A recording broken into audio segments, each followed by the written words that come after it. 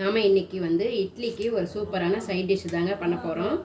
அது என்ன பார்த்தீங்கன்னா, சூப்பரான தக்காளி தண்ணி சட்னி. ரொம்ப ஈஸியாக, ரொம்ப டேஸ்ட்டாக, சீக்கிரமாக பண்ணிடலாங்க.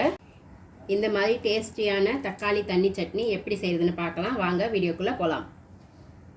இப்போ சமைச்சதில் வந்து பொடி கூட நாங்கள் சேல்ஸ் பண்ணுறோங்க. என்னென்ன பொடி பார்த்திங்கன்னா, இட்லி பொடி, தனியா பருப்பு பொடி, அன்னம் பொடி, கருவேப்பிலை பொடி கூட எங்ககிட்ட அவைலபிளாக இருக்குது.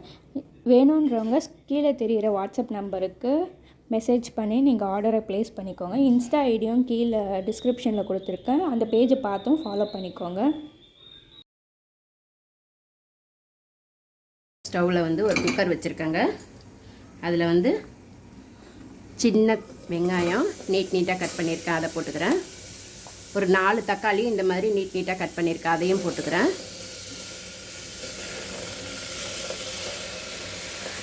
பச்சை மிளகா 3, ஒரு 5-6 பல் பூண்டு.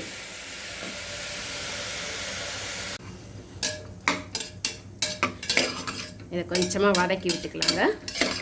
இதை அப்படியே தான் நம்ம வேக வைக்க போகிறோம். இதில் கொஞ்சமாக மஞ்சள்தூள் போட்டுக்கிறேன். 1 ஸ்பூன் மிளகாய்த்தூள் போட்டுக்கிறேன். தனி மிளகாய்த்தூள் தாங்க போட்டுக்கிறேன்.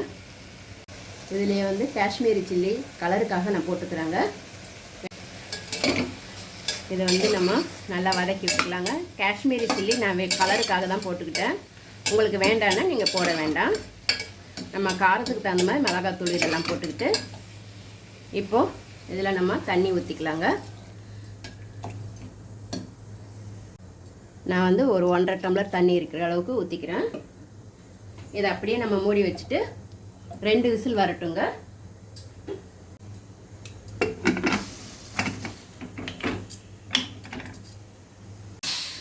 இப்போ 2 விசில் வந்துடுச்சுங்க. திறந்து பார்த்துடலாம். பாருங்கள், நல்லா தக்காளி இதெல்லாம் வெந்து வந்திருக்கு. இதை நம்ம மேலாட்ட தண்ணி வடிகட்டிட்டு கடைஞ்சிக்கலாம். இதை மேலாட்ட அப்படியே எடுத்துக்கிட்டு, ஏன்னா கடையும் போது தண்ணி இருந்தால் நல்லா கடைய வராது. இதை அப்படியே நம்ம கடைஞ்சிக்கலாம். இதுக்கு கொஞ்சம் தேவையான அளவு நான் கல்லுப்பு போட்டுக்கிறேங்க. போட்டுக்கிட்டு நல்லா இதை மேஷ் பண்ணிக்கலாம்.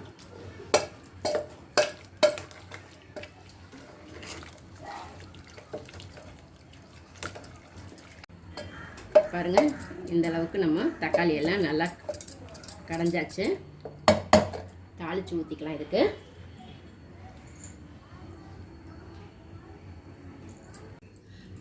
நான் ஸ்டவ்வில் வந்து ஒரு சின்ன பானலி வச்சுருக்கேங்க.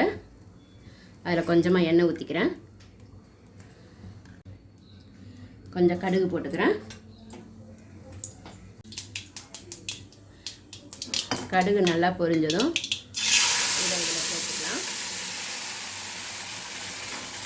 இதில் எடுத்து வச்சுருக்கோம் இந்த தண்ணி, அதையும் இதில் நல்லா கலந்து விட்டு இதில் ஊற்றிக்கலாங்க.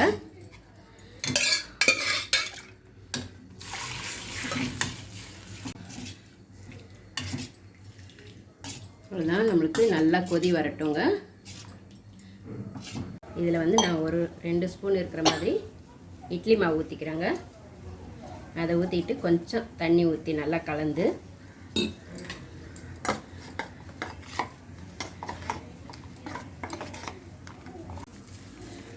இதில் ஊற்றிக்கலாம். கொஞ்சம் நம்மளுக்கு திக்காகும். இட்லிக்கெல்லாம் போட்டு சாப்பிட்டிங்கன்னா ரொம்ப சூப்பராக இருக்குங்க.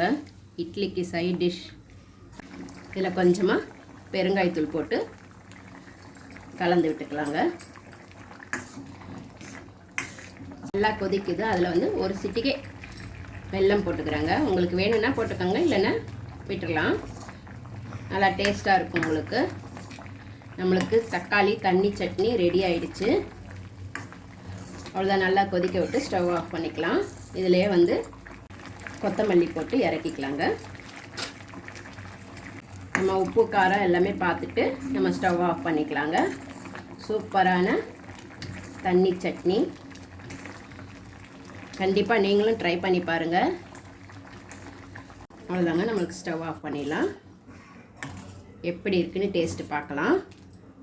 நம்ம வந்து இன்னைக்கு இட்லிக்கு சூப்பரான சைட் டிஷ் தாங்க பண்ணியாச்சு. தக்காளி தண்ணி சட்னி. இது வந்து தக்காளி கடையல்னு கூட சொல்லலாம். இது டேஸ்ட் எப்படி இருக்குன்னு நம்ம பார்க்கலாம். நல்லா சுட சுட ஆவி பறக்க இட்லியில இந்த மாதிரி சூடான போட்டு கொடுத்தீங்கன்னா ரொம்ப நல்லா இருக்கும். ரொம்ப ரொம்ப சூப்பரா இருக்குங்க. நான் வந்துட்டு இதுல வந்து கொஞ்சம் இட்லி மாவு ஒரு 2 ஸ்பூன் ஊத்துனுங்க. அதுக்கு பதிலாக நம்ம உடச்சக்கல்ல பவுடர் பண்ணி அதையும் ஒரு 2 ஸ்பூன் ஊற்றினா ரொம்ப டேஸ்ட்டாக இருக்கும். நீங்களும் உங்கள் வீட்டில் கண்டிப்பாக ட்ரை பண்ணி பாருங்கள். எப்படி இருந்ததுன்னு எனக்கு கமெண்ட்டில் சொல்லுங்கள். ரொம்ப அற்புதமாக இருக்குங்க. நம்மளுக்கு டக்குன்னு ஈஸியாக பண்ணிடலாம். நம்ம வந்து எப்பயுமே வந்து தேங்காய் சட்னி சாம்பார் தாங்க செய்வோம். அதுக்கு பதிலாக நம்ம இந்த மாதிரி ஒரு வாட்டி செஞ்சு பாருங்கள். கண்டிப்பாக உங்களுக்கும் பிடிக்கும்.